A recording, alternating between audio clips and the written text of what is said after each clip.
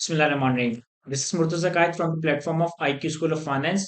और आज की वीडियो में हम सीफेप 1 that is advance accounting and financial reporting की विंटर 2018 दिसंबर 2018 के अटेम्प्ट का क्वेश्चन नंबर 2 सॉल्व करेंगे, जो कि basically IAS 8 that is changes in accounting estimates, accounting policies और करेक्शन ऑफ अकाउंटिंग एरर के ऊपर टेस्ट किया गया। लेकिन इस सवाल में कॉम्प्रिहेंसिव सवाल है, इसमें मल्टीपल और स्टैंडर्ड की एडजस्टमेंट भी है। तो सवाल को रीड करने से पहले मैं सवाल की रिक्वायरमेंट रीड करता हूं। तो सवाल की रिक्वायरमेंट में हमें कहता है, दो रिक्वायरमेंट्स है। Requirement A, determine the revised amount of total asset total liabilities after incorporating the effect of above correction. 15 mark की वेटेज है रिक्वायरमेंट नंबर ए की, जिसमें हमें revised amount of asset liabilities calculate करना है। और रिक्वायरमेंट नंबर बी में कहता है कि prepare the annual statement of changes in equity for the year ended 31 December 2017 along with comparatives after incorporating the effect of above correction if any. Ignore taxation and total column is not required. तो basically एक heavy weightage का सवाल है, 25 mark के सवाल की total weightage है। एक रिक्वायरमेंट में हमें रिवाइज्ड एसेट और लायबिलिटी का नंबर कैलकुलेट करना है, और फिर हमें for the year 2017 statement of changes in equity बनानी है टुगेदर विद कंपैरेटिव, यानी कि हम 2017 एज वेल एज 2016 दोनों साल की मूवमेंट्स बनाएंगे। अब सवाल की इंफॉर्मेशन को रीड करते हैं। तो हमारे पास कहता है, you are the finance manager of a Maran Limited. Your staff has prepared draft financial statement of ML for the year ended 31st December 2017, except the statement of changes in equity. आप एक company के finance manager है, आपके staff ने financial statements बना लिए हैं 2017 के, लेकिन statement of changes in equity नहीं बनाई। For the purpose of preparation of statement of changes in equity you have gathered the following information. आपके पास ये इन्फॉर्मेशन अवेलेबल है चेंजेस इन इक्विटी को प्रिपेयर करने के लिए। सबसे पहले हमारे पास शेयर कैपिटल और रिजर्व का नंबर अवेलेबल है 1 जनवरी पे। ये 31 दिसंबर नहीं बल्कि 1 जनवरी 2016 एंड 1 जनवरी 2015 पे हमारे पास ऑर्डिनरी शेयर कैपिटल का नंबर आ रहा है, शेयर प्रीमियम का नंबर आ रहा है, रिटेन अर्निंग्स का नंबर आ रहा है। फिर हमारे पास पॉइंट नंबर 2 में कहता है, net profit for the year 2017, 16 and 15 draft audited and audited. हमारे पास 2017 का ड्राफ्ट नंबर, 2016 और 15 का ऑडिटेड नंबर अवेलेबल है। प्रॉफिट का 355, 281 and 228 respectively. There were no items of other comprehensive income, other comprehensive income में कुछ भी नहीं है। पॉइंट नंबर 3 में कहता है, bonus issue of 15% was made on 1 April 2016 as a final dividend for 2015। 2015 का फाइनल बोनस डिविडेंड इशू दिया गया 1 अप्रैल 2016 पे। An interim cash dividend of 10% was declared on 1 December 2016, which was paid on 5 January 2018. इसके अलावा company ने 10% का interim cash dividend दिया है 2017, जिसकी अल्टीमेट पेमेंट 5 जनवरी 2018 पे हुई है। The draft financial statement, the draft financial position as on 31st December 2017 showed total asset and total liability of 2627 and 440 million respectively. इसके अलावा हमारे पास ड्राफ्ट एसेट और लाइबिलिटीज के नंबर अवेलेबल है 31 दिसंबर 2017 पे। बेसिकली इन पैरास में या इन पॉइंट्स में हमारे पास जनरल इंफॉर्मेशन अवेलेबल है कि प्रॉफिट कितना है, इक्विटी कितनी, एसेट्स कितने और ये सारी चीजें। फिर हमारे पास कुछ 4 से 5 डिफरेंट इश्यूज दिए हुए। इन डिफरेंट इश्यूज को हमें नंबर्स में इनकॉर्पोरेट करना होगा, revise number of asset, liability, profit, और फिर accordingly statement of changes in equity prepare करनी होगी। पॉइंट नंबर 1 में कहता है, एट द बिगिनिंग ऑफ 2017 के स्टार्ट में ML relocated one of its manufacturing plant from Sakkar to Karachi. The relocation resulted in repayment of related government grant. The repayment of the government grant has been debited directly to retained earnings. Further depreciation on this plant for 2017 has not been charged and cost of relocation of plant amounting to 12 million has been capitalized.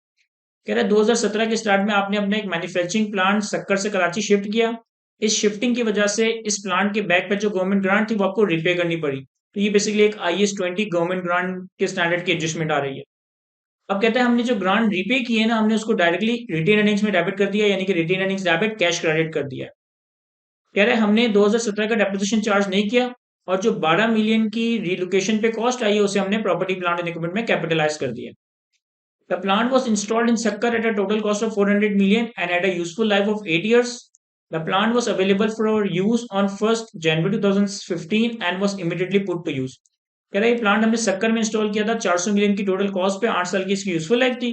ये plant available for use 1 जनवरी 2015 पे हो गया था। MLS received the grant of 160 million towards the cost of the plant in Sakkar.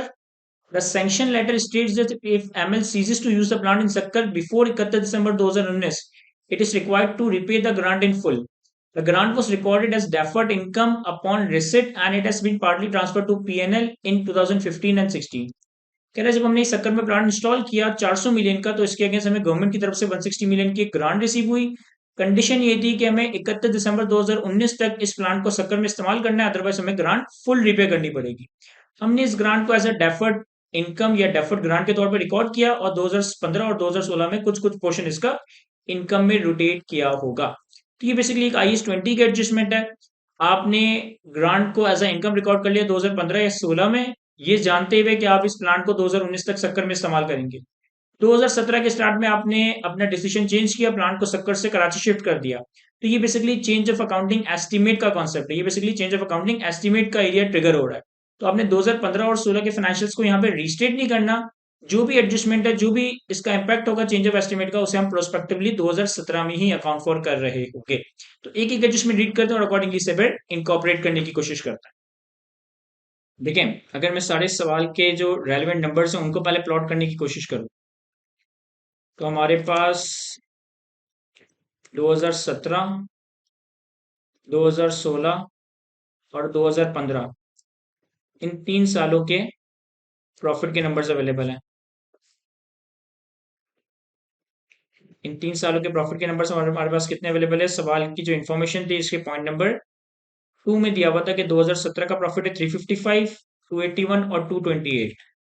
तो 355, 281 and 228 मैं check कर लेता हूँ। 355, 281 एंड 228 ये तीनों सालों का प्रॉफिट है 2017, 16 और 15 का। इसे हम प्लॉट करते हैं, फिर अकॉर्डिंगली जो जो एडजस्टमेंट्स होगी इसमें हम देखते जाएंगे। इसके अलावा हमारे पास एसेट और लायबिलिटी का नंबर अवेलेबल है। एसेट्स एंड लायबिलिटीज, और ये नंबर हमारे पास अवेलेबल है 31 दिसंबर 2017 पे। 31 दिसंबर 2017 पे हमारे पास एसेट का नंबर हमें इंफॉर्मेशन नंबर पॉइंट नंबर 5 में दिया हुआ है कि एसेट्स है हमारे पास 2627 और लाइबिलिटीज है हमारे पास 440। लाइबिलिटीज हमारे पास 440 की। तो ये हमारे पास एसेट और लाइबिलिटीज का नंबर है। अब जो जो एडजस्टमेंट होगी अकॉर्डिंगली हम यहाँ देखते जाएंगे। सबसे पहले जो पहली एडजस्टमेंट थी हमारी शिफ्टिंग ऑफ, या स्टैंडर्ड का नाम दे देते हैं IAS 20 की एडजस्टमेंट है। एडजस्टमेंट नंबर 1 कहलाए। अब देखिए, सबसे पहले तो हमें ये देखना है कि इनिशियली प्लांट और डेफर्ड इनकम के साथ क्या रिकॉर्डिंग हो चुकी है 2015 और 16 में, और अब हमें 2017 में क्या करना है। देखिए, हमने क्या किया होगा कि हमने एक प्रॉपर्टी प्लांट एंड इक्विपमेंट या सिर्फ प्लांट रिकॉर्ड किया होगा, और दूसरी तरफ अपने पास एक डेफर्ड ग्रांट रिकॉर्ड किया होगा।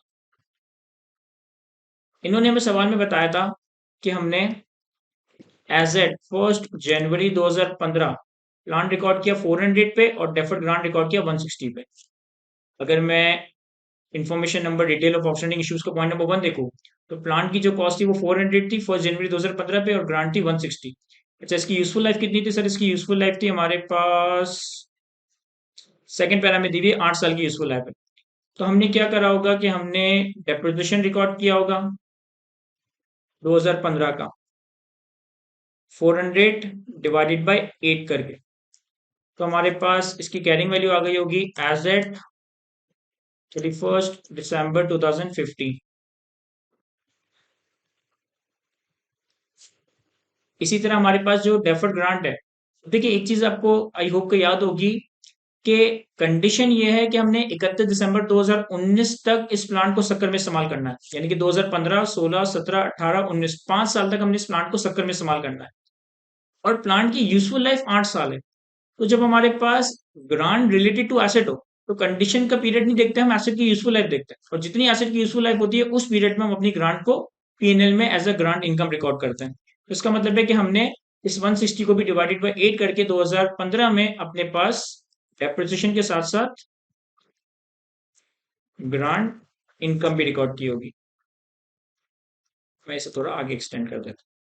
तो 2015 में हमने 50 रुपए का डेप्रिसिएशन एक्सपेंस और 20 रुपए की ग्रांट इनकम रिकॉर्ड की होगी, तो हमारे पास प्रॉपर्टी प्लांट एंड इक्विपमेंट और डेफर्ड ग्रांट का बैलेंस ये हो गया होगा। फिर इसी तरीके से हमने 2016 में भी ये काम किया होगा कि 50 रुपए का डेप्रिसिएशन और 20 रुपए की डेफर्ड ग्रांट रिकॉर्ड किया। तो हमारे पास एज एट 31 दिसंबर 2016 जो प्लांट का नंबर रह गया वो रह गया 300 और डेफर्ड ग्रांट का बैलेंस रह गया 120। ये हमारे पास साल के शुरू तक की पोजीशन है। अब इन्होंने सवाल में क्या बताया है? इन्होंने सवाल में ये कहा है कि जब हमने ग्रांट रिपे की ना तो हमने डायरेक्टली रिटेन अर्निंग्स में डेबिट कर दिया इसको। यानी कि हमने, अगर मैं आपसे पूछूं कि एंट्री ऑलरेडी मेड, इन्होंने एंट्री क्या बना दी है? सर इन्होंने एंट्री बना दी है रिटेन अर्निंग्स डेबिट और कैश क्रेडिट। इन्होंने कितने से ग्रांट रिपे की? 160 से, तो 160 से इन्होंने रिटेन अर्निंग डेबिट और कैश क्रेडिट कर दिया। ये काम इन्होंने कर दिया। इन्होंने कहा है कि हमने 2017 का डेप्रिसिएशन रिकॉर्ड नहीं किया, ठीक है, डेप्रिसिएशन हम खुद रिकॉर्ड कर लेंगे। और हमने जो रिलोकेशन पे खर्चा किया उसे हमने प्लांट के अंदर कैपिटलाइज कर दिया है। तो हमने रिलोकेशन पे जो खर्चा किया है उसे हमने प्लांट में कैपिटलाइज कर दिया है। और वो खर्चा कितना है? सर वो खर्चा है हमारे पास 12 मिलियन। तो 12 मिलियन से हमने प्लांट डेबिट और कैश क्रेडिट कर दिया होगा। ये दो एंट्रीज हैं जो कि हमने बना दी है। अब हमें ये देखना है कि इस सिनेरियो में एंट्रीज बननी क्या चाहिए थी। Entry that should be made, क्या एंट्रीज हमें बनानी चाहिए थी? सर हमें एंट्री ये बनानी चाहिए थी कि जो आपने ग्रांट रिपे की ना, तो आपके पास से कैश तो क्रेडिट होना चाहिए था 160 का। लेकिन आपको रिटेन अर्निंग डेबिट नहीं करना चाहिए था, बल्कि आपने अपने पास से जो डेफर्ड ग्रांट है, डेफर्ड ग्रांट का बैलेंस डेबिट करना चाहिए। तो सर डेफर्ड ग्रांट का बैलेंस कितना है? 120। और जो 40 का अमाउंट पिछले सालों में आप इनकम के तौर पर रिकॉर्ड कर चुके हो, ये आपने 2017 में reversal of grant income record करनी है, दैट इज 160 माइनस 120। तो ये हमारी एक एंट्री होनी चाहिए थी। फिर दूसरा हमें काम ये करना चाहिए था कि जो रिलोकेशन पे 12 मिलियन का खर्चा किया, ये हमारा एक्सपेंस आउट होना चाहिए था। तो रिलोकेशन एक्सपेंस पीएनएल में डेबिट होना चाहिए था 12 मिलियन से, और कैश क्रेडिट होना चाहिए था 12 मिलियन से। तीसरा हमें ये करना चाहिए था कि हमें प्लांट पे 2017 का डेप्रिसिएशन रिकॉर्ड करना चाहिए था। प्लांट पे जो आपके पास 2017 का डेप्रिसिएशन आएगा वो वही आएगा जो कि 2015 और 16 में आया, दैट इज 50। तो आपके पास प्लांट का जो बैलेंस रह जाएगा वो रह जाएगा 250 मिलियन एज एट 31 दिसंबर 2018, सॉरी 2017, 250। तो डेप्रिसिएशन की एंट्री रिकॉर्ड नहीं की तो वो हम रिकॉर्ड कर लेते हैं। डेप्रिसिएशन एक्सपेंस पीएनएल में डेबिट और प्लांट क्रेडिट कितने से? 50 के अमाउंट से। तो बेसिकली ये दो एंट्रीज बन चुकी हैं, ये तीन एंट्रीज बननी चाहिए थी। अब मैं देख लेता हूँ कि मेरी रेक्टिफिकेशन एंट्रीज क्या होंगी। फिर अकॉर्डिंगली जो रेक्टिफिकेशन एंट्रीज होंगी उनको हम इनकॉर्पोरेट कर देंगे। सर रेक्टिफिकेशन एंट्रीज ये होंगी कि आपने कैश तो 160 से सही क्रेडिट किया है जो कि होना चाहिए था। आपने रिटेन अर्निंग को 160 से डेबिट कर दिया है, तो इसको सही करने के लिए आप रिटेन अर्निंग को 160 से क्रेडिट कर दें। दूसरी तरफ आपको डेफर्ड ग्रांट और reversal of grant income record करना चाहिए था। चाहिए जो reversal of grant income record होगा ये पीएनएल में रिकॉर्ड होगा। तो हमारे पास 120 से डेफर्ड ग्रांट डेबिट होगा और 40 से हमारे पास reversal of grant income record होगा। फिर हमने रिलोकेशन का जो 12 मिलियन का खर्चा किया, कैश तो सही क्रेडिट किया लेकिन प्लांट में कैपिटलाइज कर दिया, जबकि रिलोकेशन एक्सपेंस के तौर पे कैपिटलाइज होना चाहिए था। तो रिलोकेशन एक्सपेंस डेबिट और प्लांट क्रेडिट 12 मिलियन, 12 मिलियन। इसके अलावा डेप्रिसिएशन इन्होंने रिकॉर्ड नहीं किया, तो डेप्रिसिएशन हम रिकॉर्ड कर लेते हैं। कितना? सर डेप्रिसिएशन हमें रिकॉर्ड करना है 50 का। तो ये तीन एडजस्टमेंट्स हैं जो कि बेसिकली हमें प्लॉट करनी है, तो हमारे पास नंबर सही हो जाएंगे। जैसे मैंने प्रॉफिट का नंबर, एसेट और लायबिलिटी का नंबर लिख लिया था, मैं रिटेन अर्निंग का भी नंबर लिख लेता हूँ।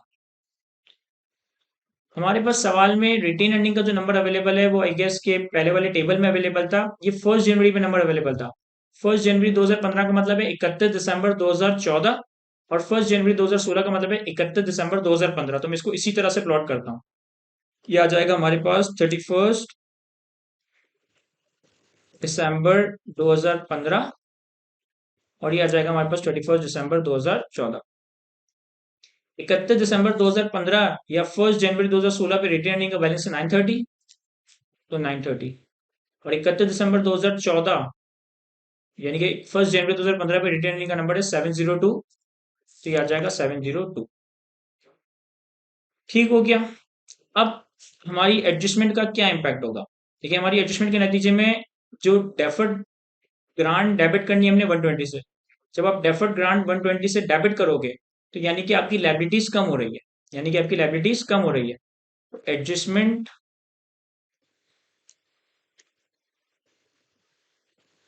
नंबर 1 के नतीजे में हमारी लाइबिलिटीज 1 मिलियन, सॉरी 120 से कम हो रही है, तो मैं नेगेटिव 120 को यहाँ लिंक कर देता हूँ। ठीक है, हमारी लाइबिलिटी 120 से कम हो गई। दूसरा क्या होगा कि सर आपकी रिवर्सल ऑफ ग्रांट इनकम, आपके पीएनएल में भी 40 का डेबिट इम्पैक्ट जाएगा। 40 की डेबिट इम्पैक्ट का मतलब है कि 2017 का प्रॉफिट 40 से कम होगा, तो मैं 2017 का प्रॉफिट भी 40 से कम कर देता हूँ। और क्या इम्पैक्ट जाएगा कि सर आपकी रिटेन अर्निंग्स 160 से कम होगी। अब हमारे पास 31 दिसंबर 2017 पे रिटेन अर्निंग का बैलेंस ही नहीं है। ये जो रिटेन अर्निंग में एडजस्टमेंट है ये 2017 पे हो रही है, हमारे पास ये बैलेंस अवेलेबल ही नहीं है, तो हमें इसको सही करने की जरूरत भी नहीं है, क्योंकि हमारे पास 31 दिसंबर 14, 31 दिसंबर 15 के रिटेन अर्निंग्स के नंबर है। ठीक है, तो मैंने एक तरफ लाइबिलिटीज को कम कर दिया 120 से, एक तरफ अपने पास एडजस्टमेंट को रिकॉर्ड प्रॉफिट को कम कर दिया। फिर दूसरी एंट्री में हमें रिलोकेशन एक्सपेंस पीएनएल में डेबिट करना है, प्लान कम करना है। इससे होगा क्या कि सर आपका पीएनएल 12 से फर्दर डेबिट होगा, यानी कि प्रॉफिट आपका 12 से फर्दर कम होगा, तो मैं प्रॉफिट में 12 मजीद कम कर देता हूँ। दूसरी तरफ आप प्लान क्रेडिट करोगे, प्लान क्रेडिट करोगे तो आपके एसेट्स कम होंगे, तो मैं एसेट्स में भी ये 12 माइनस कर देता हूँ। तीसरी एंट्री में आपने डेप्रिसिएशन एक्सपेंस रिकॉर्ड किया 50 से, यानी कि पीएनएल डेबिट किया, प्रॉफिट मजीद कम होगा, तो एडजस्टमेंट में आकर 50 से प्रॉफिट मजीद कम कर देता हूँ। और प्लान क्रेडिट होगा 50 से, यानी कि आपके 50 से फर्दर एसेट कम किए जाएंगे। तो ये हमने एडजस्टमेंट नंबर 1, जो कि basically IS 20 repayment of grant से परटेन करता है, उसकी सारी कैलकुलेशन भी कर ली, और अकॉर्डिंगली उसका इम्पैक्ट प्रॉफिट एसेट लायबिलिटीज पे जो जो आएगा उसे भी प्लॉट कर दिया। अब for the sake of simplification, ये एडजस्टमेंट जो मैंने कर दी है ना, इसे मैं हाइड कर देता हूँ, ताकि जब मैं वर्किंग आपके सामने प्रेजेंट करूँ तो आपको ज्यादा कंफ्यूजन ना हो।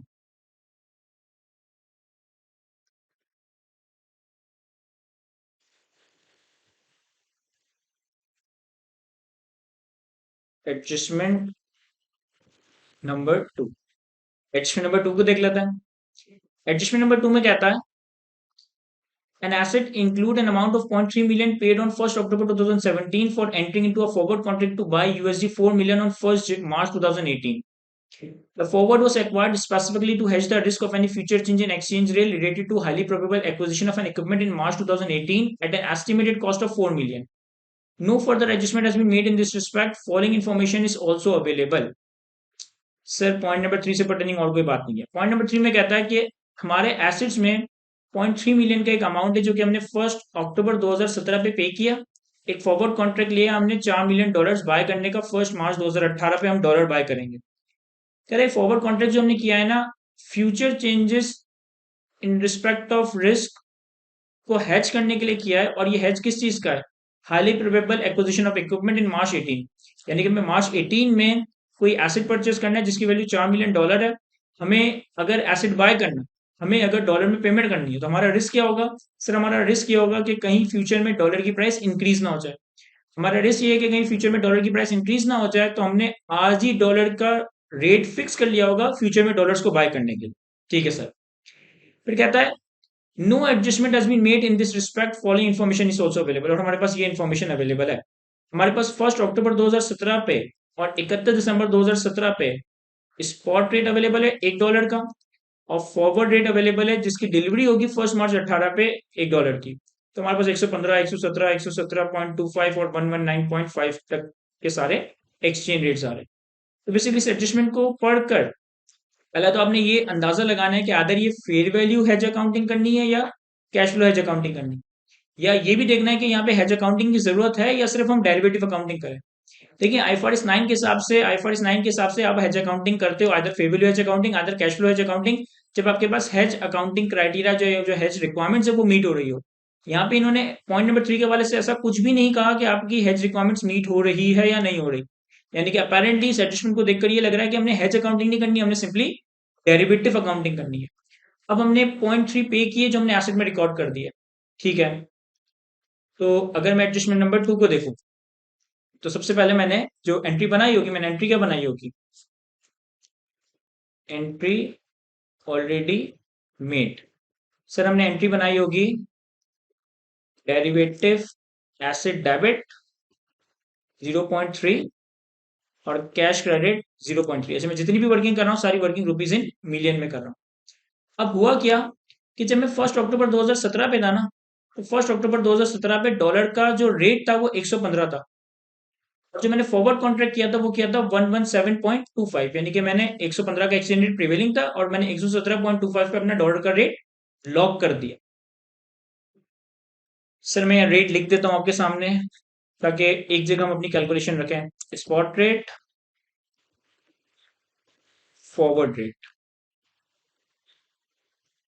1 अक्टूबर 2017, 31 दिसंबर 2017।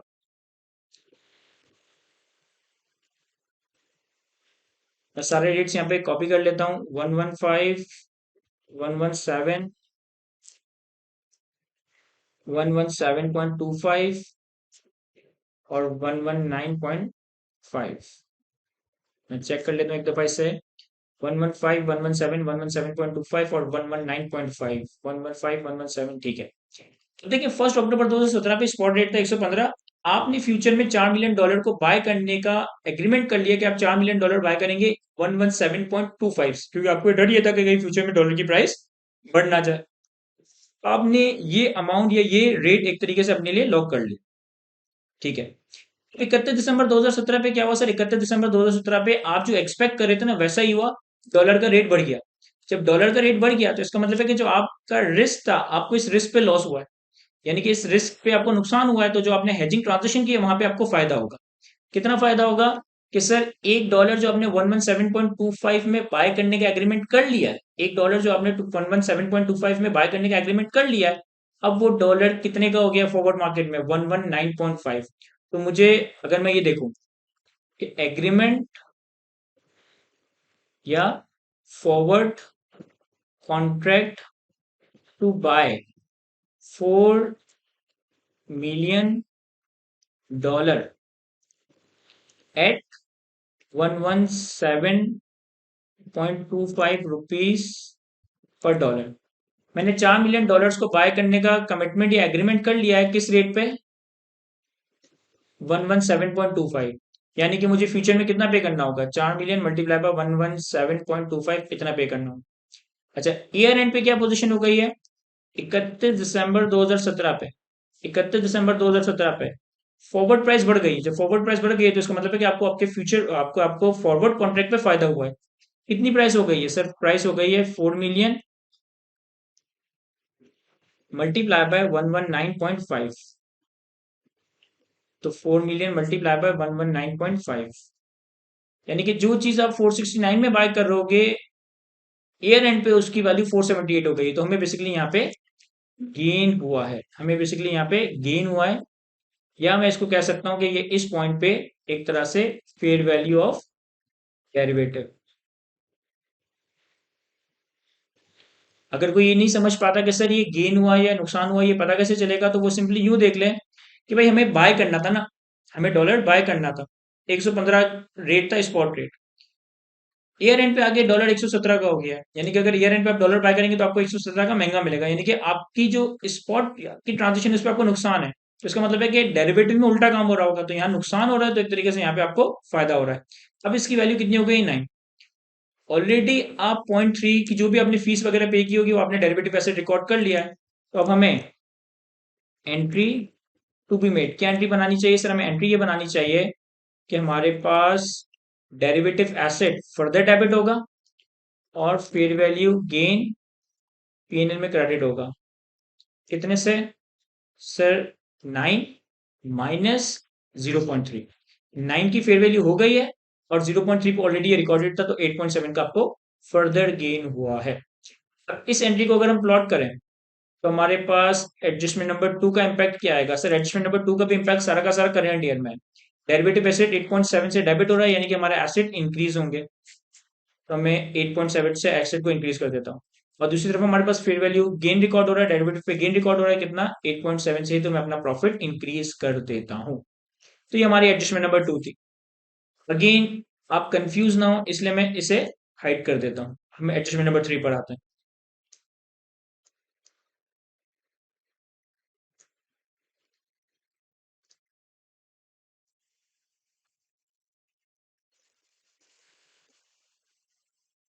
एडजस्टमेंट नंबर 3 में कहता है, point number 3, liabilities include entire proceed of 150 million received on 1st January 2017 on issuance of 1.5 million convertible debentures rupees 100 each.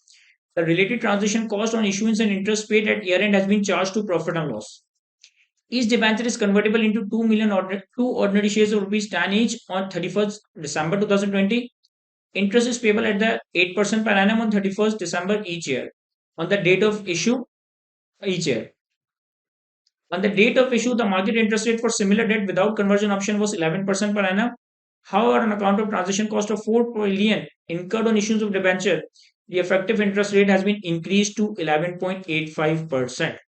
अब ये भी एक फाइनेंशियल इंस्ट्रूमेंट के स्टैंडर्ड IS 32 से निकाली गई एडजस्टमेंट है, जहां पे आपने कंपाउंड फाइनेंशियल इंस्ट्रूमेंट इशू किया। कहता है कि हमने कंपाउंड फाइनेंशियल इंस्ट्रूमेंट इशू किए, डिबेंचर्स इशू किए। हर डिबेंचर 2 ऑर्डिनरी शेयर में कन्वर्ट हो सकता है, 10 रुपए शेयर की पार वैल्यू है, और ये कन्वर्ट कब होगा? 31 दिसंबर 2020 पे। इस पे 8% का हमें इंटरेस्ट पे करना है हर साल। डेट ऑफ इशू पे एक नॉर्मल डिबेंचर जिसमें कन्वर्जन फीचर ना हो, उसके ऊपर इंटरेस्ट या कितना होना चाहिए? 11%। चूंकि हमारी ट्रांजेक्शन कॉस्ट भी है, तो हमारा IRR 11% से बढ़कर 11.485% हो गया है। गलती हमने क्या की है? गलती हमने ये की है कि liabilities include proceed of 150 million received on 1 January 2017 on issuance of 1.5 million convertible debentures of 100 each. हमने 1.5 मिलियन डिबेंचर्स इशू किए, 100 रुपए इसकी पार वैल्यू है, यानी कि 150 मिलियन हमारे पास है, और हमने सारा का सारा अमाउंट लायबिलिटी में पार कर दिया। जो ट्रांजेक्शन कॉस्ट है और जो इंटरेस्ट हमने पे किया, ये हमने P&L में रिकॉर्ड कर दिया है। अब देखिए मैं क्या करूं। सर पहले तो मैं एक साइड पे वर्किंग बनाता हूं, एंट्रीज ऑलरेडी मेड। हमने क्या एंट्री रिकॉर्ड कर दी है?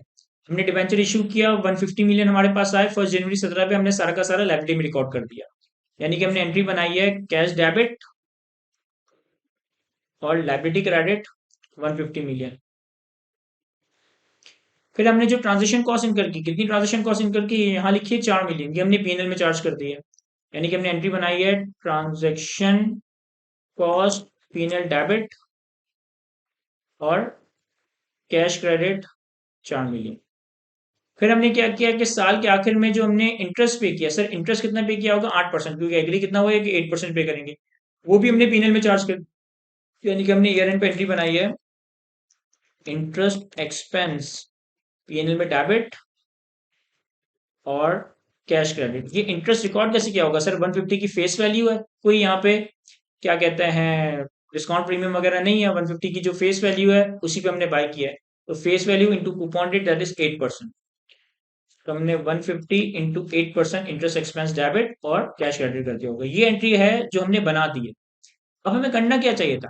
सर हमें करना ये चाहिए था कि जो भी हमारे इस कन्वर्टेबल बॉन्ड के फ्यूचर कैश फ्लोज है ना, इंटरेस्ट के और रिडेम्पशन के, उनकी हमें प्रेजेंट वैल्यू कैलकुलेट करनी चाहिए थी, अज्यूमिंग कि अगर ये प्योर लाइबिलिटी होता, और फिर हमारे पास एक लाइबिलिटी कंपोनेंट होता, टोटल फेयर वैल्यू से हम लाइबिलिटी कंपोनेंट को माइनस करते तो हमारे पास इक्विटी कंपोनेंट कैलकुलेट होता, और फिर अकॉर्डिंगली हम चीजों को वर्कआउट कर रहे होते। तो यहाँ तक मैं सारी चीजों की वर्किंग करता हूँ। 1 जनवरी 2017 में हमने ये डिवेंचर इशू किया है। ये मेच्योर कब होगा? 31 दिसंबर 2020 पे। यानी 2017, 18, 19, 20, 4 साल की लाइफ है। तो अगर मैं कैश फ्लोज को प्लॉट करूं, 31 दिसंबर 2017, 31 दिसंबर 2018, 31 दिसंबर 2019 और 31 दिसंबर 2020, ये 4 सालों के बेसिकली हमारे कैश फ्लोज हैं।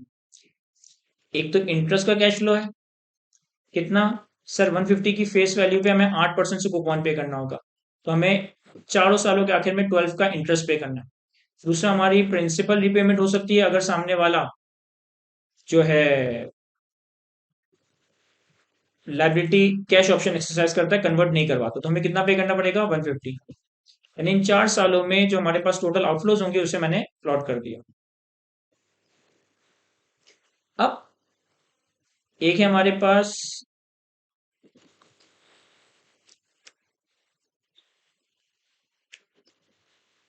Coupon rate. कूपन रेट कितना है? 8%।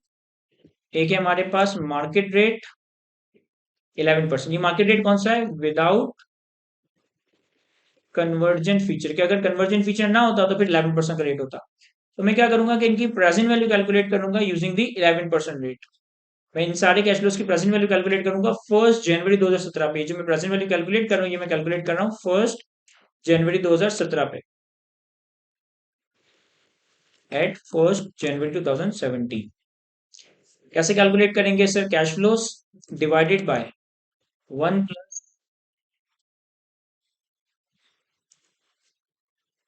11% रेज टू द पावर 1। ये 1 साल की डिस्काउंटिंग होगी। मैं इस रेट को लॉक कर देता हूँ। अब इस पहले वाले साल के आखिर की कैश फ्लोज को 1 साल पे डिस्काउंट करना है, दूसरे वाले कैश फ्लोज को 2 साल पे, तीसरे वाले कैश फ्लोज को 3 साल पे और चौथे वाले कैश फ्लोज को 4 साल पे।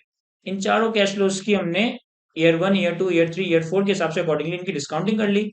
तो ये हमारे पास इनकी, मैं यहाँ लिख देता हूँ, प्रेजेंट वैल्यू आ गई। ये अब सिंपल मैंने प्रेजेंट वैल्यू कैलकुलेट की। एक्सेल में थोड़ा सा समझना मुश्किल होता है, लेकिन S is equal to P 1 + i⁴ n का फॉर्मूला इस्तेमाल करते हुए इनकी कैश फ्लोज की डिस्काउंटिंग। फिर अब हम इसको बाइफरकेट करें, एक हमारे पास होगा लायबिलिटी कंपोनेंट, एक हमारे पास होगा इक्विटी कंपोनेंट। सर पहले तो जो ग्रॉस है, अभी मैंने ट्रांजेक्शन कॉस्ट को तो कंसीडर ही नहीं किया, पहले तो जो ग्रॉस अमाउंट है उसे मैं बाइफरकेट कर दूं। लेकिन टोटल आपकी प्रोसीड्स कितनी है? 150 की, जिसमें से लायबिलिटी कंपोनेंट कितना है? 136.04। तो हम बैलेंसिंग बेसिकली इक्विटी का कंपोनेंट कैलकुलेट करते हैं, तो वो आ जाएगा 150 माइनस 136.04। तो ये हमारे पास इक्विटी और लायबिलिटी कंपोनेंट आ गए। फिर ट्रांजेक्शन कॉस्ट है, ट्रांजेक्शन कॉस्ट कितनी है सर? ट्रांजेक्शन कॉस्ट है 4 मिलियन। इस ट्रांजेक्शन कॉस्ट को दोनों की ही कैरिंग वैल्यू के रेशियो में एलोकेट करते हैं। तो 4 million multiply by 136 divided by 150, 4 million multiply by 13 divided by 150, ये ट्रांजेक्शन कॉस्ट को एलोकेट कर दिया। तो ये हमारे पास प्रोसीड आ जाएगा या अमाउंट आ जाएगा नेट ऑफ ट्रांजेक्शन कॉस्ट।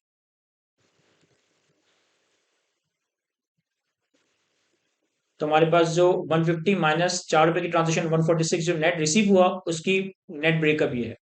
अब मैं एक अमोटाइजेशन स्केड्यूल भी बना लेता हूँ आपके सामने।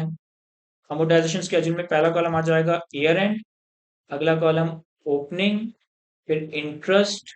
अब यहाँ जो इंटरेस्ट रिकॉर्ड करेंगे वो आईआरआर के हिसाब से रिकॉर्ड करेंगे। डिस्काउंटिंग हमने 11% पे की है, लेकिन ट्रांजेक्शन कॉस्ट की वजह से आपका आईआरआर बढ़ जाएगा। और आईआरआर सवाल में कितना दिया है सर? आईआरआर दिया है 11.85%। तो 11.85%, फिर कूपन और फिर क्लोजिंग। ये मैं सिर्फ इसलिए मेहनत कर रहा हूँ ताकि मेक श्योर कर लूँ कि मैंने प्रेजेंट वैल्यू वगैरह सही कैलकुलेट की है, मेरा amortisation schedule in the end reconcile भी कर रहा है या नहीं। 31 दिसंबर 2017, 18, 19 और 20, हमारे पास जो ओपनिंग लाइबिलिटी रिकॉर्ड होगी वो 132.41। इस पे जो इंटरेस्ट कैलकुलेट करेंगे वो कैलकुलेट होगा 11.85%। जो उस पे कूपन है वो है 12 का। तो ये हमारे पास पहले साल के आखिर का क्लोजिंग आ जाएगा। अब अगर मैंने सब कुछ सही किया तो हमारे पास चौथे साल के आखिर में क्लोजिंग 150 बनना चाहिए। मैंने सिंपली सारे फॉर्मूलाज को ट्रैक कर दिया, तो हमारे पास ये क्लोजिंग 150.01 यानी कि तकरीबन 150 ही बन रहा है। तो हमने ये एंट्रीज तो बना दी है, ये एंट्रीज तो बना दी है, ठीक है। अब हम ये देखते हैं entries that should be made. क्या एंट्री बननी चाहिए थी सर? एंट्री ये बननी चाहिए थी कि जो आपने कैश रिसीव किया ना 150 का, इसे आपको ब्रेक करना चाहिए था लाइबिलिटी और इक्विटी में। किस तरह से कि सर लाइबिलिटी में अमाउंट जाएगा 136.04 और इक्विटी में अमाउंट जाएगा 113.96। मैं ट्रांजेक्शन कॉस्ट अभी कंसिडर नहीं करा। फिर जो आपने ट्रांजेक्शन कॉस्ट बर्दाश्त की, यानी कि आपने जो 4 मिलियन का आउटफ्लो किया ट्रांजेक्शन कॉस्ट के नाम पे, उतने से आपकी लाइबिलिटी और इक्विटी अब डेबिट हो जाएगी। ये भी मैंने बाइफरकेट करके रखा हुआ है कि लाइबिलिटी डेबिट होगी 3.63 से और इक्विटी डेबिट होगी 0.37 से। फिर साल के आखिर में आपने इंटरेस्ट रिकॉर्ड करना है एज पर दी आईआरआर। तो हमारे पास इंटरेस्ट एक्सपेंस जो पीएनएल में रिकॉर्ड होना चाहिए था एज पर दी आईआरआर वो है 15.69। हमने कूपन पे कितना किया है सर? हमने कूपन पे किया है 12 मिलियन, जो भी हमारा कूपन था। तो जितना expense in excess of coupon है उतनी अमाउंट से हमारी लाइबिलिटी इंक्रीज होगी, दैट इज 15.69 माइनस 12। तो ये एंट्रीज बन चुकी हैं, ये एंट्रीज बननी चाहिए थी। अब हमें देखना है रेक्टिफिकेशन एंट्री। तो रेक्टिफिकेशन एंट्री किस तरह से देखूंगा? देखो पहली एंट्री में कैश 150 से सही डेबिट हुआ है, पूरा 150 का अमाउंट लाइबिलिटी में पार्क हो गया, जबकि लाइबिलिटी में कितना जाना चाहिए था? 136.04। तो अगर मैं रेक्टिफिकेशन एंट्रीज लिखूं, अच्छा ये मैं for the sake of explanation ना, entries to be made, entry that should be made, rectification entries इतनी सारी वर्किंग कर रहा हूँ। आप लोग ऑब्वियसली इतने शार्प होंगे कि डायरेक्ट रेक्टिफिकेशन एंट्रीज भी प्लॉट कर सकते हैं, तो एग्जाम में हमें टाइम सेव करते हुए डायरेक्ट रेक्टिफिकेशन एंट्रीज ही प्लॉट करनी चाहिए। इतना टाइम नहीं होता कि आप इतनी सारी एंट्रीज वगैरह बनाओ। अब देखिए लाइबिलिटी हमने 150 से क्रेडिट की है, तो हमें लाइबिलिटी को डेबिट करना है और इक्विटी को क्रेडिट करना है। कितने से सर? 13.96। 13.96। फिर हमने ट्रांजेक्शन कॉस्ट को पीएनएल में एक्सपेंस आउट कर दिया, तो उसको रिवर्स करने के लिए ट्रांजेक्शन कॉस्ट पीएनएल में रिवर्स कर देंगे 4 मिलियन से। और जो हमने लाइबिलिटी और इक्विटी डेबिट करना है एंट्रीज टू बी मेड में, उतनी अमाउंट से अपनी लाइबिलिटी और इक्विटी को कम कर देंगे। फिर इसके बाद जो हमने इंटरेस्ट एक्सपेंस पीएनएल में रिकॉर्ड किया 12 का, कैश पेमेंट रिकॉर्ड की 12 की, लेकिन एक्चुअली हमारा इंटरेस्ट एक्सपेंस 12 नहीं बल्कि 15.69 है। तो जितना इंटरेस्ट नहीं रिकॉर्ड किया उसे रिकॉर्ड कर लेते हैं। वो बेसिकली 15.69 माइनस 12 का ऑलरेडी रिकॉर्डेड है, तो 3.69, और 3.69 से ही बेसिकली आपको लाइबिलिटी इंक्रीज करनी है। तो मैं 3.69 से अपनी लाइबिलिटी को इंक्रीज कर देता हूँ। तो ये एंट्रीज हमारी बन चुकी हैं। ये बननी चाहिए थी, ये हमारी रेक्टिफिकेशन एंट्रीज है। अब रेक्टिफिकेशन एंट्रीज को प्लॉट करूं तो पहली एंट्री में लाइबिलिटी 13.96 से डेबिट हो रही है, यानी कि कम हो रही है। दूसरा इंपैक्ट इसका इक्विटी पे जा रहा है। इक्विटी तो हम वैसे ही चेंजेस इन इक्विटी में वर्कआउट कर रहे होंगे, और हमारे पास 31 दिसंबर 2017 पे इक्विटी है भी नहीं, तो मुझे सिर्फ लाइबिलिटीज को 13.96 से कम करना है। तो एडजस्टमेंट नंबर 3, मैं लाइबिलिटीज को कम कर देता हूं 13.69। दूसरी तरफ आपको इक्विटी में भी एक अमाउंट लेके जाना है, याद रखिएगा। इसके बाद और क्या है रेक्टिफिकेशन एंट्रीज में? ट्रांजिशन कॉस्ट को बाइफरकेट करना था, तो ट्रांजिशन कॉस्ट पीएनएल में रिवर्स होगी, यानी कि 4 से आपका प्रॉफिट बढ़ जाएगा। तो मैं 4 रुपए से अपना प्रॉफिट इंक्रीज कर देता हूं। मैं देखभाल के ना सारे साइन प्रॉपर्ली प्लस माइनस के लगा रहा हूँ। अगर प्रॉफिट बढ़ाना है तो 4 पॉजिटिव। इसका दूसरा इम्पैक्ट कहाँ जाएगा? इसका दूसरा इम्पैक्ट कहाँ जाएगा कि आपकी लाइबिलिटीज कम होंगी। कितने से कम होगी? इससे लाइबिलिटी कम होगी 3.63 से, और 0.37 से आपकी इक्विटी कम होगी।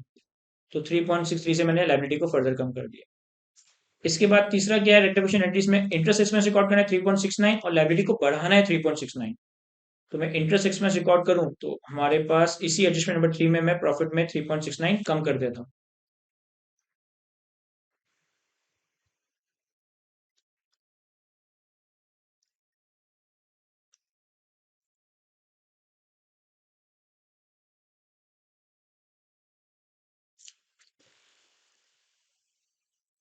ये मैंने गलती से यहाँ नेगेटिव लिख दिया, इसे मैं पॉजिटिव कर देता हूँ।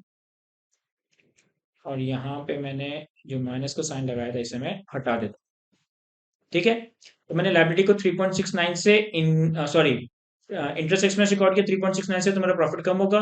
4 रुपए की ट्रांजेक्शन कॉस्ट से प्रॉफिट इंक्रीज हुआ, 3.69 से डिक्रीज हुआ, तो नेट 0.31 से इंक्रीज हुआ। और दूसरी तरफ हमारी लाइबिलिटीज इंक्रीज होंगी 3.69 से। तो ये हमारी एडजस्टमेंट नंबर 3 प्लॉट कर दी है। एडजस्टमेंट नंबर 3 में आपने ये याद रखना है, मैं यहाँ लिख भी देता हूँ। एडजस्टमेंट नंबर 3 की वजह से आपकी इक्विटी में एक अमाउंट रिफ्लेक्ट होगा। वो अमाउंट कितना होगा सर? आपकी इक्विटी में अमाउंट रिफ्लेक्ट होगा 13.96 का क्रेडिट और 0.37 का डेबिट। ये हम चेंजेस इन इक्विटी में प्रेजेंट कर रहे होंगे। 13.59 नेट बन रहा है, 13.96 से इक्विटी क्रेडिट करनी है। सॉरी, अगर यहाँ देखें 13.96 से इक्विटी क्रेडिट करनी है और 0.37 से डेबिट करनी है, तो जो नेट इक्विटी में नंबर शो होगा वो 13.59 का शो होगा। अब इसके बाद आते हैं हम एडजस्टमेंट नंबर 4 पे। मैं इसे हाइड कर देता हूँ ताकि सॉल्व करते हुए बस हमें कंफ्यूजन है।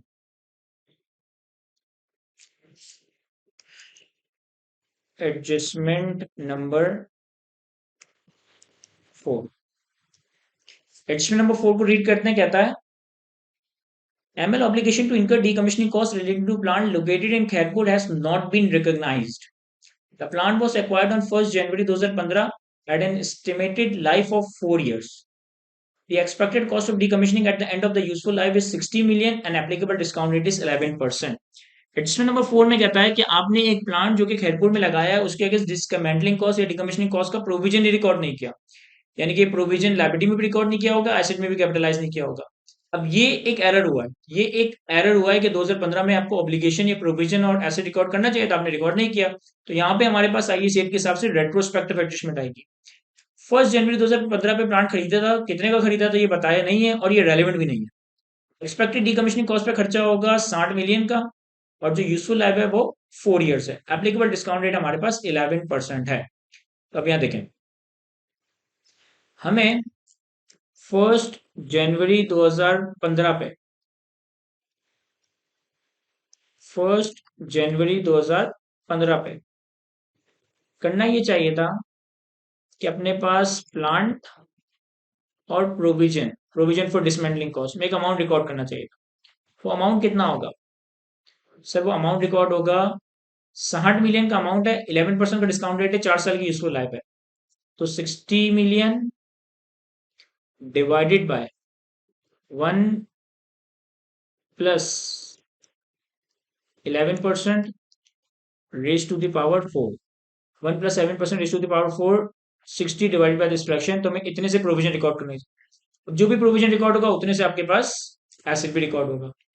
फिर आपने 2015 में इस पे डेप्रिसिएशन रिकॉर्ड करना है, इस पे इंटरेस्ट रिकॉर्ड करना है। डेप्रिसिएशन कैसे रिकॉर्ड होगा? 39.52 डिवाइड बाय 4।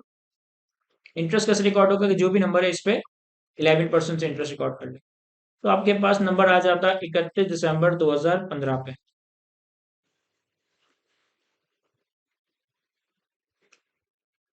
एज एट 31 दिसंबर 2015। अब इसी तरीके से 2016 और 2017 में भी आपने डेप्रिसिएशन और इंटरेस्ट रिकॉर्ड करना था। मैं सिर्फ नरेशन कॉपी कर रहा हूँ, सारी चीजें मैं बताऊंगा। पहले आपने 1 जनवरी 2015 पे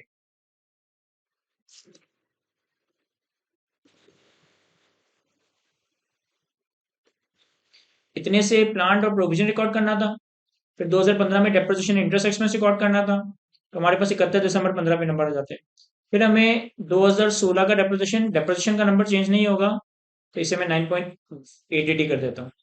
और 43.87 पे 11% से इंटरेस्ट। तो हमारे पास 31 दिसंबर 2016 पे नंबर आ जाता। फिर हमें 2017 में डेप्रिसिएशन और इंटरेस्ट रिकॉर्ड करना है। डेप्रिसिएशन का नंबर चेंज नहीं होगा, 9.88। और जो भी ओपनिंग प्रोविजन है उस पर इंटरेस्ट रिकॉर्ड होगा। और 31 दिसंबर 2015 पे हमारे पास ये नंबर्स बन जाएंगे। सॉरी, 31 दिसंबर 2015, 31 दिसंबर 2017 पे। अब ये चीजें रिकॉर्ड नहीं हुई हुई है, ये सारी चीजें हमें रिकॉर्ड करनी है। अब गौर से देखिएगा, मैं इसको मैनेज किस तरह से करूंगा। हमें 31 दिसंबर 2017 पे एसेट चाहिए इतना, इतना डेप्रिसिएशन 9.8 और 9.8 2015 और 16 का डेप्रिसिएशन है, जो कि 2015 और 16 में रिकॉर्ड होना चाहिए था। और 9.8 का डेप्रिसिएशन 2017 का है, जो कि करंट ईयर का है, तो for the year he depreciation है। तो बेसिकली मेरी जो रेक्टिफिकेशन एंट्री है, एंट्रीज है, वो क्या होगी? सर मेरी रिटेन अर्निंग्स डेबिट होंगी। कितने से? सर रिटेन अर्निंग्स डेबिट होगी 2015 का डेप्रिसिएशन, 2016 का डेप्रिसिएशन। हमारे पास डेप्रिसिएशन एक्सपेंस पीएनएल में डेबिट होगा, ये 2017 का डेप्रिसिएशन है। ठीक है। और आपके पास प्लांट डेबिट होगा 9.88, इतना प्लांट है। तो इतने से प्लांट, इतने से डेप्रिसिएशन और इतने से रिटेन अर्निंग्स। अच्छा, दूसरी तरफ हमारे पास प्रोविजन कितना रिकॉर्ड होना चाहिए? 54.05। तो मैं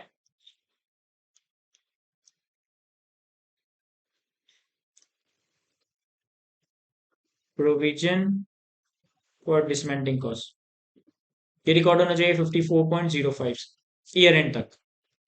अब इस प्रोविजन को रिकॉर्ड करने के पीछे 4.35 का 2015 का इंटरेस्ट है, 4.83 का 2016 का इंटरेस्ट है। तो यानी कि अगेन 2017 में जब करेक्शन कर रहा हूं तो रिटेन अर्निंग्स को डेबिट करूंगा। 4.35 और 4.83 और 5.36 का जो इंटरेस्ट है वो करंट ईयर का है, तो इंटरेस्ट एक्सपेंस फिनल में डेबिट। अब अगर मैंने सब कुछ सही किया है तो हमारी एंट्री रिकंसाइल करनी चाहिए। अगर मैं इन सारे डेबिट्स का टोटल करूं तो यहाँ पे आपको शायद सम नजर आ रहा हो 54.05, और इतने से ही हमारे पास प्रोविजन क्रेडिट हुआ है। ये काफी मुश्किल एंट्री है, लेकिन जब मैं इस एडजस्टमेंट को प्लॉट करूंगा तो आपको चीजें समझ आएगी। यहाँ देखिए किस तरीके से। सर एडजस्टमेंट नंबर 4 में होगा क्या कि तीनों सालों में डेप्रिसिएशन, तीनों सालों में इंटरेस्ट रिकॉर्ड करना है। तो 2017, 16, 15 तीनों सालों का डेप्रिसिएशन और इंटरेस्ट रिकॉर्ड होगा। देखें, 2017 का डेप्रिसिएशन, 2017 का इंटरेस्ट रिकॉर्ड होगा तो प्रॉफिट कम होगा। इसी तरह 2016 का डेप्रिसिएशन, 2016 का इंटरेस्ट, इसी तरह से 2015 का डेप्रिसिएशन, 2015 का इंटरेस्ट। तो इन 3 सालों में जब आप डेप्रिसिएशन और इंटरेस्ट रिकॉर्ड करोगे तो इन 3 सालों का प्रॉफिट इतनी इतनी अमाउंट से कम होगा। मैंने अकॉर्डिंगली साइन को देखते हुए अपने फॉर्मूलाज में साइन प्लॉट किए। सर हमारी बैलेंस शीट पे क्या आएगा? सर हमारी बैलेंस शीट पे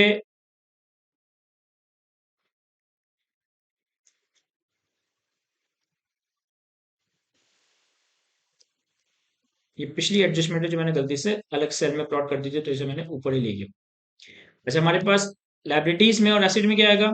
सर हमारा एसेट इंक्रीज होगा 9.88 से 31 दिसंबर 2017 पे, और हमारी लाइबिलिटीज इंक्रीज होगी 54.05 से। ये प्रॉफिट और एसेट और लाइबिलिटीज को तो मैंने सही कर दिया है, लेकिन इसका इम्पैक्ट 31 दिसंबर 2014 की रिटेन अर्निंग्स में नहीं आएगा, क्योंकि 31 दिसंबर 2014 की रिटेन अर्निंग्स से बाद की ट्रांजेक्शन है। 1 जनवरी 2015 पे खरीदा है हमने, लेकिन इसकी वजह से 31 दिसंबर 2015 की रिटेन अर्निंग्स बिल्कुल एडजस्ट होंगी। तो हमारे पास, अगर मैं यहाँ लिखूं एडजस्टमेंट नंबर 4, मैं उसकी रेलेवेंट रॉ में ही लिख रहा हूँ।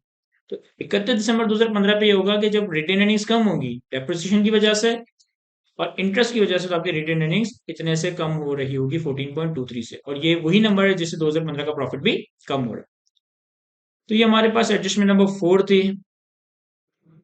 अगली एडजस्टमेंट पे आता है, लास्ट एडजस्टमेंट पे आता है, एडजस्टमेंट नंबर 5। एडजस्टमेंट नंबर 5 को रीड करते हैं, कहता है property plant and equipment include a warehouse which was given on rent in 1 January 2017 for 2 years। Previously the warehouse was in the use of the ML. कह रहे साल के start में 1 जनवरी 2017 पे हमने 2 साल के लिए property plant and equipment including a warehouse rent पे दिया। प्रीवियसली ये वेयर हाउस जो है, अच्छा सॉरी, वो कह रहे हैं property plant and equipment include a warehouse, एक वेयर हाउस है जो हमने 2017 के स्टार्ट में 2 सालों पे रेंट पे दे दिया, पहले ही हमारे अपने इस्तेमाल में था। ML carry the property plant and equipment cost model, whereas investment properties carried at fair value model. Carrying value and the remaining useful life of the warehouse on 1st January 2017 was 55 million and 11 years respectively. Fair value of the warehouse on 1st January 2017 and 31 December 2017 were 80 million and 70 million respectively. Depreciation for the year 2017 has not been charged. देखिए क्या कह रहा है? कह रहा है property plant and equipment को cost model में रखते हैं, इन्वेस्टमेंट प्रॉपर्टी को फेयर वैल्यू मॉडल में रखते हैं। साल के स्टार्ट में एक वेयर हाउस जो कि 55 मिलियन का था, 11 साल की यूजफुल लाइफ थी, इसे हमने 2 सालों पे रेंट पे दे दिया। अब जब 2 सालों पे रेंट पे दे दिया तो इसका मतलब ये प्रॉपर्टी प्लांट एंड इक्विपमेंट नहीं, इन्वेस्टमेंट प्रॉपर्टी में रिक्लासिफाई हो जाना चाहिए। हमने इसे प्रॉपर्टी प्लांट एंड इक्विपमेंट में ही शो कर रखा है और 2017 का डेप्रिसिएशन नहीं चार्ज किया। तो यहाँ पे इन्होंने अभी कुछ भी नहीं किया। हमें ये करना है कि हम साल के शुरू में इसको इन्वेस्टमेंट प्रॉपर्टी में लेकर आएंगे और फिर अकॉर्डिंगली इस पे फेयर वैल्यू का गेन रिकॉर्ड करेंगे। तो मैं सॉल्व करता हूँ इसे। या देखिए, सबसे पहले हमारे पास 1 जनवरी 2017 पे कैरिंग अमाउंट यूजफुल लाइफ है 55 मिलियन, 11 मिलियन। फेयर वैल्यू है, ये पहले से लिख लेते हैं कि हमारे पास फर्स्ट एसेट 1 जनवरी 2017 कैरिंग अमाउंट है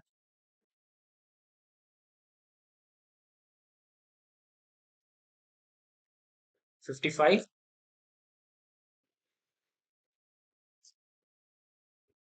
यूजफुल लाइफ है 11 ईयर्स और फेयर वैल्यू कितनी है? फेयर वैल्यू हमारे पास 80 मिलियन। ये हमारे पास 1 जनवरी 2017 के नंबर से बनेगा। फिर हमारे पास 31 दिसंबर 2017 पे नंबर अवेलेबल है सिर्फ फेयर वैल्यू का। 31 दिसंबर 2017 पे हमारे पास फेयर वैल्यू है 75 मिलियन। ठीक है, अब आपने डिक्लासिफिकेशन करनी है from property plant and equipment to investment property. जब हम प्रॉपर्टी प्लांट एंड इक्विपमेंट को इन्वेस्टमेंट प्रॉपर्टी में डिक्लासिफाई करते हैं तो उस वक्त हम ये देखते हैं कि इन्वेस्टमेंट प्रॉपर्टी में कौन सा मॉडल अवेलेबल है।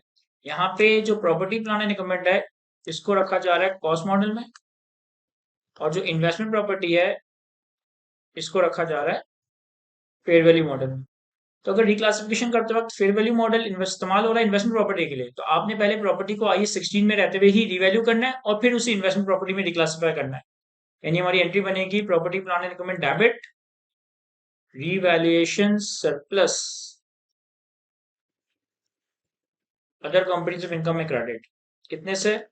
सर प्रॉपर्टी प्लांट इक्विपमेंट हमारे पास डेबिट होगा, कैरिंग अमाउंट है 55, फेयर वैल्यू है 80। तो मैं लिख भी देता हूँ 80 माइनस 55। पहले मैं इस एसेट को 80 की फेयर वैल्यू पे लाऊंगा, तो मैं फेयर वैल्यू का गेन रिकॉर्ड करना है 25, तो ये सारा का सारा गेन मैंने रिवैल्यूएशन सरप्लस में रिकॉर्ड कर। अब हम इसे इन्वेस्टमेंट प्रॉपर्टी में लाएंगे, तो अगली एंट्री बनेगी investment property debit, property plant and equipment credit. कितने से सर? जो भी इसकी वैल्यू हो गई है 80, 80 से इन्वेस्टमेंट प्रॉपर्टी डेबिट और प्रॉपर्टी प्लांट एंड क्रेडिट। साल के आखिर में इसकी फेयर वैल्यू कम हो गई। अब investment property fair value model में डेप्रिशिएट नहीं होता, बस फेयर वैल्यू पे चला जाता है, तो ईयर एंड पे हमारे पास फेयर वैल्यू का लॉस जो कि पीएनएल में रिकॉर्ड होगा और इन्वेस्टमेंट प्रॉपर्टी क्रेडिट होगा। कितने से? 80 माइनस 75, दैट इज 5, 5 का लॉस। तो ये एडजस्टमेंट नंबर 5 इतनी ज्यादा कोई ट्रिकी नहीं थी। पहले प्रॉपर्टी को रिवैल्यू किया, इन्वेस्टमेंट प्रॉपर्टी में रिक्लासिफाई किया और साल के आखिर में फेयर वैल्यू का लॉस रिकॉर्ड किया। इन्होंने एक बात हमें बता दी थी कि 2017 में डेपोजिशन रिकॉर्ड नहीं हुआ और होना भी नहीं चाहिए क्योंकि ये इन्वेस्टमेंट प्रॉपर्टी है। अब एडजस्टमेंट नंबर 5 को अगर मैं प्लॉट करूं तो देखिए पहले 25 से हमने प्रॉपर्टी प्लांट एंड इक्विपमेंट को बढ़ाना है, रिवैल्यूएशन सरप्लस यानी कि ओसीएम में इनकम रिकॉर्ड करनी है। तो मैं एसेट को बढ़ा देता हूं 25 से, ठीक है। फिर हमने investment property debit, property plant and equipment credit किया, तो एक एसेट बढ़ रहा है दूसरा एसेट कम हो रहा है, तो हमारे नेट एसेट्स या टोटल एसेट्स पे कोई फर्क नहीं आएगा। तीसरी एडजस्टमेंट में हमने फेयर वैल्यू लॉस 5 रुपए का पीएनएल में रिकॉर्ड किया, तो हमारा प्रॉफिट 5 रुपए से कम होगा, 5 मिलियन से। और इन्वेस्टमेंट प्रॉपर्टी क्रेडिट किया तो हमारी जो एसेट है वो 5 मिलियन से कम हो जाएगा। तो 5 मिलियन से मैंने अपना प्रॉफिट कम किया और 5 मिलियन से मैंने अपना एसेट कम कर दिया है। ये मेरे पास सारी एडजस्टमेंट्स अकाउंट फॉर हो गई है। सारी एडजस्टमेंट्स अगर हमारे पास फाइनली अकाउंट फॉर हो गई है, तो अब हमारे पास देखें इन सारी एडजस्टमेंट्स के नतीजे में जो एसेट और लायबिलिटी का रिवाइज नंबर आएगा, जो सवाल की रिक्वायरमेंट नंबर 1 था जिसकी वेटेज 15 मार्क की थी आई गेस, ये हमारी रिक्वायरमेंट नंबर ए तो कंप्लीट हो गई। ये आ गया हमारे पास रिवाइज।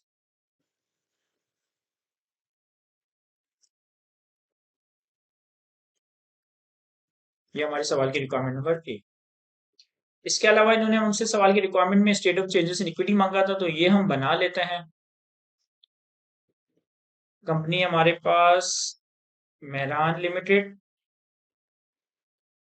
इसकी हमें statement of changes in equity बनानी है और ये बनेगा फॉर द ईयर एंडेड 31 दिसंबर 2017, और ये 31 दिसंबर 2017 टुगेदर विद कंपैरेटिव बनाना। जैसे सवाल की इन्फॉर्मेशन को देखें तो उन्होंने हमें सवाल में शेयर कैपिटल का नंबर दिया था, शेयर प्रीमियम का नंबर दिया था, रिटेन अर्निंग्स का नंबर दिया था। तो मैं उस हिसाब से कॉलम्स बना लेता हूँ। Share capital, share premium, retain earnings. फिर हमारे पास यहाँ पे कुछ एडजस्टमेंट्स हैं, एक रिवैल्यूएशन सरप्लस की एडजस्टमेंट है और टोटल का कॉलम इन्होंने सवाल में कहा है कि नहीं जरूरत, लेकिन मैं तो एक्सेल में कैलकुलेशन कर रहा हूँ तो मेरे लिए बनाना कोई इतना मुश्किल नहीं है। ये कॉलम तो फॉर द टाइम बिंग समझ आ रहे हैं, अगर कोई और कॉलम चाहिए होगा तो अकॉर्डिंगली हम ऐड कर देंगे। अब 31 दिसंबर 2017 की मूवमेंट टुगेदर विद कंपैरेटिव यानी कि 2016 की मूवमेंट, तो हमारी जो वर्किंग से स्टार्ट होगी वो होगी एज एट 1 जनवरी 2016 से। अब 1 जनवरी 2016 पे आपके पास 1 जनवरी 2016 पे आपके पास शेयर कैपिटल का नंबर अवेलेबल है 600। शेयर प्रीमियम का नंबर अवेलेबल है 250। रिटेन अर्निंग्स का नंबर अवेलेबल है 930। रिवॉल्यूशन सरप्लस का कोई नंबर नहीं है। तो ये हमारे पास 1 जनवरी 2017 के नंबर्स आ गए। एक साथ में टोटल का कॉलम लगा दें फॉर्मूला। अब 2016 जब स्टार्ट हुआ तो सबसे पहले तो हमारे पास एक 2015 के आखिर में एक करेक्शन ऑफ एरर की एडजस्टमेंट की। तो मैं क्या कर देता हूं कि effect of correction of error. इस करेक्शन ऑफ एरर के नतीजे में जो हमारी रिटेन अर्निंग्स हैं 31 दिसंबर 2015 या 1 जनवरी 2016, इतने से ये हमारा रिटेन अर्निंग्स कम हो जाएगा। तो ये हमारे पास सारे इक्विटी के नंबर्स रिवाइज आ जाएंगे। ये कैलकुलेट करना या प्लॉट करना जरूरी है क्योंकि इसके आगे हम लिखेंगे रीस्टेटेड, ये रीस्टेटेड नंबर्स। ठीक है, अब हमें 2016 की चीजें प्लॉट करनी है। इन्होंने सवाल में कुछ डिविडेंड वगैरह का भी डेटा दिया था। पॉइंट नंबर 3 में कहा था कि 2015 का फाइनल डिविडेंड है 15% बोनस इशू। पॉइंट नंबर 4 में कहा था कि 2017 का इंटरम डिविडेंड है, तो 2015 का फाइनल डिविडेंड, 2017 का इंटरम डिविडेंड। इंटरम डिविडेंड जिस साल डिक्लेयर होता है उसी साल की मूवमेंट में आता है। फाइनल डिविडेंड जिस साल से पर्टेन करता है अगले साल की मूवमेंट में आता है। तो पहले 2015 का फाइनल डिविडेंड 2016 में दिया गया होगा, कितना? बोनस डिविडेंड है 15%। तो सबसे पहले मैं लिख देता हूं बोनस डिविडेंड 2015,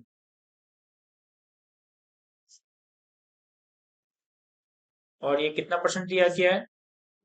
ये दिया गया एट 15%। एट 15%। सर जो भी बोनस डिविडेंड दिया वो बेसिकली हमारी रेटेड अर्निंग से निकलकर शेयर प्रीमियम में चला गया होगा। तो 600 का 15% हमारी रिटेन अर्निंग से क्रेडिट हुआ होगा, सॉरी हमारी रिटेन अर्निंग से डेबिट हुआ होगा, और इतनी अमाउंट से हमारा शेयर कैपिटल इंक्रीज हो गया होगा। तो retain earning debit, share capital credit. इसके बाद जो कैश डिविडेंड है वो 2017 का इंटरम है, तो उसे 2017 में ही दिखाएंगे। अब 2016 की मूवमेंट में और क्या चीज आएगी? सर अदर कॉम्प्रिहेंसिव इनकम 2016 वगैरह में तो कुछ नहीं है, 2017 में है जो हमने प्रॉपर्टी को रीवैल्यू किया था। हमारे पास टोटल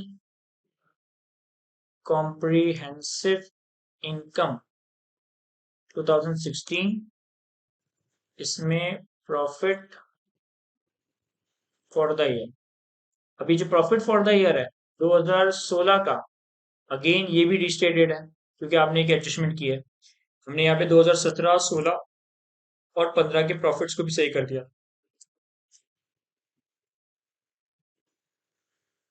तो हमारा जो रिस्टेटेड प्रॉफिट है वो कितना है? 2016 का 266.29। इस प्रॉफिट को प्लॉट करने के बाद हमारे पास फाइनली नंबर्स आ जाएंगे एज एट 31 दिसंबर 2016, और ये नंबर भी रिस्टेटेड होंगे। तो मैं इसको सिंपली टोटल कर लेता हूँ।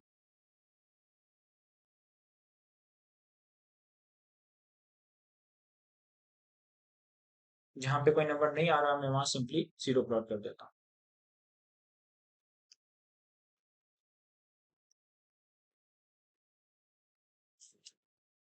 इसके बाद 2017 की मूवमेंट स्टार्ट होगी। अब 2017 की मूवमेंट में 2016 का फाइनल डिविडेंड आना चाहिए पहले, लेकिन 2016 को कोई फाइनल डिविडेंड नहीं है। फिर इंटरम डिविडेंड है और प्रॉफिट है, तो मैं अपने पास यही चीजें लिख देता हूँ। Total comprehensive income 2017, profit for the year 2017। 2017 चूंकि आप पहली बार रिपोर्ट कर रहे हो तो इसके आगे रिस्टेट नहीं लिखोगे, और आपके पास अदर कॉम्प्रिहेंसिव इनकम भी है 2017 की। अब देखें 2017 का प्रॉफिट पहली बार रिपोर्ट किया जा रहा है कितना? सर 2017 का प्रॉफिट हमने एडजस्टेड कैलकुलेट किया है 241.77। अदर कॉम्प्रिहेंसिव इनकम में भी एक इम्पैक्ट जाएगा जो हमारे पास ये रिवैल्यूएशन की एडजस्टमेंट थी 25, एडजस्टमेंट नंबर 5 में ये आ जाएगा। रिवैल्यूएशन सरप्लस की एडजस्टमेंट के अलावा हमने जो कन्वर्टेबल डिबेंचर्स इशू किए थे साल के स्टार्ट में, एडजस्टमेंट नंबर 3 जो थी उससे पर्टेनिंग एक नंबर इक्विटी में जाना है, तो इसका एक सेपरेट कॉलम बना लेते हैं। इसे इक्विटी रिजर्व का ही नाम देते हैं,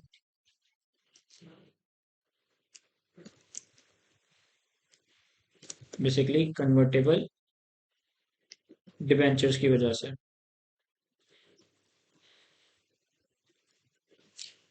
ठीक है,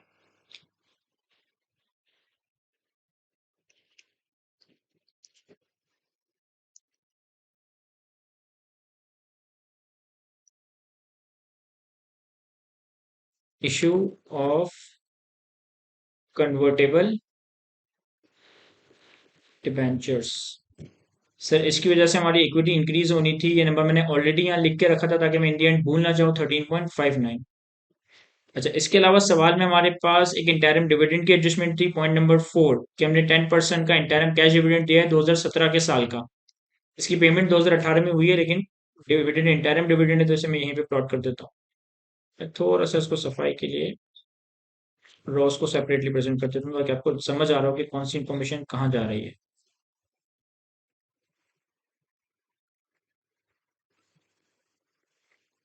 interim cash dividend 2017 at the rate of 10%। और जो भी हमारे शेयर कैपिटल का 10% है वो सिंपली डिविडेंड दिया जाएगा, तो 690 का 10% कर लेता है और इतने से हमारी रिटेन अर्निंग्स कम हो जाएगी। तो ये फाइनली हमारे पास नंबर्स आ जाएंगे एज एट 31 दिसंबर 2017। चूंकि मैं 17 के नंबर पहली बार रिपोर्ट कर रहा हूँ तो इसके आगे हम रिस्टेटेड क्लब्स इस्तेमाल नहीं करेंगे।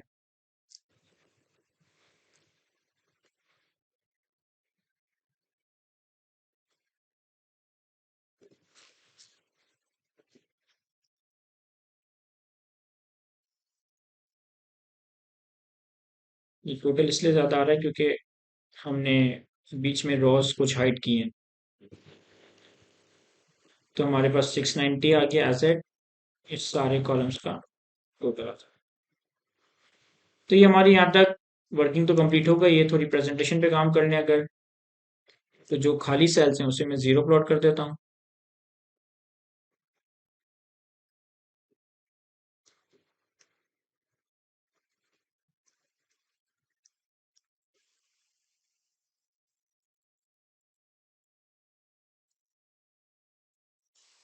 और टोटल के कॉलम में कुछ नंबर्स भी लिख देता हूँ, कुछ नहीं सारे ही नंबर्स लिख देता हूँ।